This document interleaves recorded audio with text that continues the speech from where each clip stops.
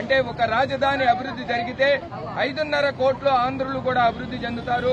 ఆ దృష్టితోనే కూటమి ప్రభుత్వం దీనికి చట్టబద్ధత తీసుకొచ్చి ఏదైతే వైసీపీ వాళ్ళు చేసేటువంటి గందరగోళాన్ని, రాజధాని మీద ఉన్న గందరగోళానికి ఈ రోజు అమరావతి శాశ్వత రాజధానిగా నిలిచేందుకు కావాల్సిన ప్రక్రియ అంతా పార్లమెంట్ లో పూర్తయి అమరావతికి, ఆంధ్రప్రదేశ్ కి ఏకైక రాజధాని అమరావతికి అయిన సందర్భంగా మమ్మల్ని ఇన్ని రోజులు మా కష్టకాలంలో కూడా ఆడవాళ్లమైన ఇంత శక్తిని మాకు ప్రసాదించి అమరావతి ఉద్యమాన్ని ముందుండి నడిపించేంత శక్తినిచ్చినందుకు ఆ అమ్మలగన్న అమ్మ కనకదుర్గమ్మకి మేమందరం చీరా సారెలతో అమరావతి రైతులందరం ఈ రోజు ఘనంగా వేడుక జరుపుకోవడం కోసం వెళ్తున్నామండి.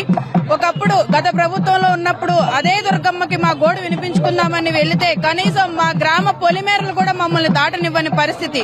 ఈ రోజు మళ్లీ అవన్నీ గుర్తొస్తున్నాయి. ఈ రోజు ఎంతో ధైర్యంగా, ఎంతో సంతోషంగా, సంబరంగా మళ్లీ ఇలా అమ్మవారి దగ్గరికి వెళ్లడం అనేది నిజంగా చాలా ఆనందంగా ఉంది.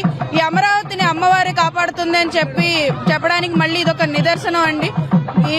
ఇంకేం ఎవరొచ్చినా కానీ ఏ ప్రభుత్వం, గత ప్రభుత్వం లాంటి ప్రభుత్వాలు ఇంకెన్ని వచ్చినా సరే అమరావతిని మార్చకూడదు, మార్చాలన్న ఆలోచన కూడా వస్తే ఎలా ఉంటుందో, ఏ గతి పడుతుందో అని చెప్పడానికి అమ్మవారే చూపించింది అంత పవర్ఫుల్ అని చెప్పి మేము చెప్పడానికి ఈరోజు మొక్కుకోవడానికి, మేము అమ్మవారి దగ్గరికి మొక్కు తీర్చుకోవడానికి మేము వెళ్తున్నామండి.